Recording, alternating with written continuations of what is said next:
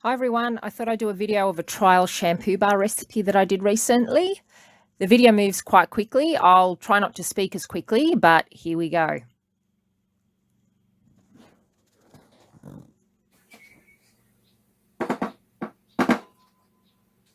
So at this point, I'm adding the lye mixture to the already prepared tallow and coconut oil. As some of you know, to get to the tallow that I use, I triple render it, and that requires a lot of work to get to this point. So I don't just get oils and melt them. I actually render my own tallow and I triple render it so that it is extremely clean. I've just put the stick blender in here so that I can get to emulsion quicker.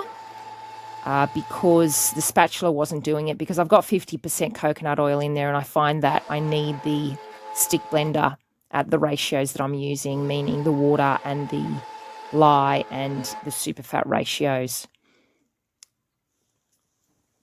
So the recipe for this shampoo bar, if anybody's interested, I can put in the description below. At this point, I'm not sure if people are interested, but it is...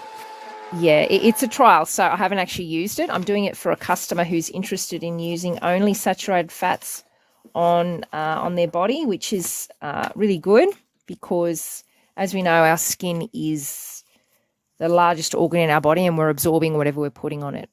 So at this point, I'm splitting the batch.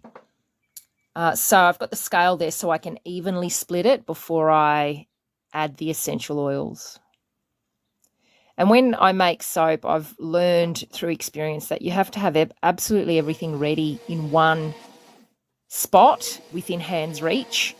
Otherwise, it's tricky. I'm adding the eucalyptus oil to the batch at the top of the screen now. So I've only used 2 essential oils and I haven't combined any other essential oils. And this is essentially because of the customer. The customer likes these essential oils and also has very sensitive skin. And also sensitive to fragrance. So while they're essential oils, they're still single bars with single essential oil. So I'm adding the orange essential oil to that second batch there, or to the second container, I should say. And you can automatically see the colour difference. That's tenfold orange essential oil in there, hence its colour so bright.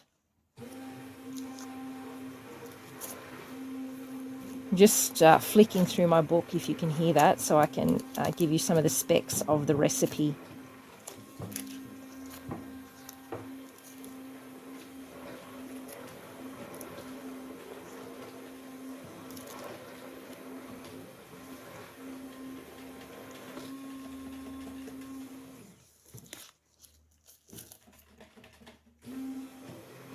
So I've used the stick blender for the eucalyptus batch because it wasn't tracing very quickly.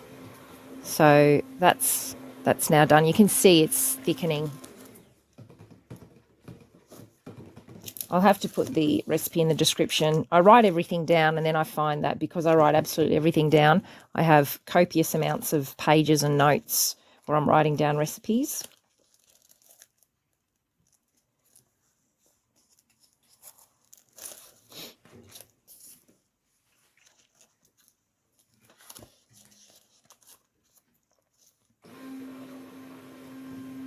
So I'm about ready to pour, I think, and I found my recipe, yay!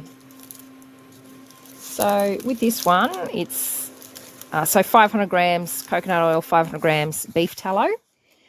And then what I've done is the water is at 38% of the oil weight. And then I have used a 15% water discount with this one. So for the lye quantity, it was exactly 155.45 grams. And we use grams. I'm in Australia, so we like to use grams. And then the water was 323 grams. So that was the lye mixture.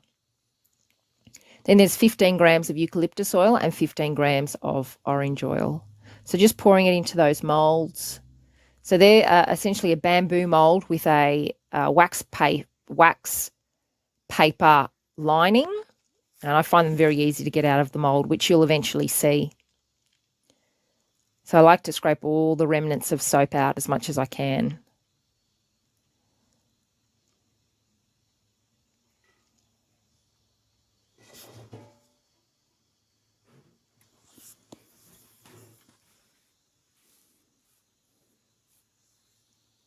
Also, this is at a 5% super fat.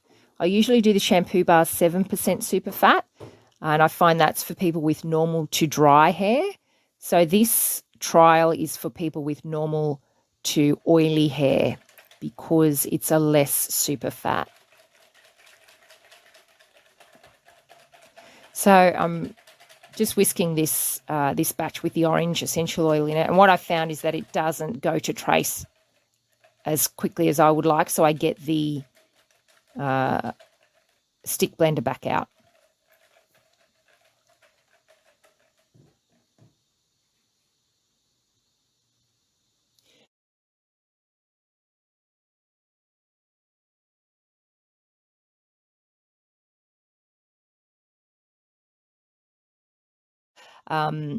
But essentially what I encourage my customers to do is to use their conditioner as normal, but sparingly.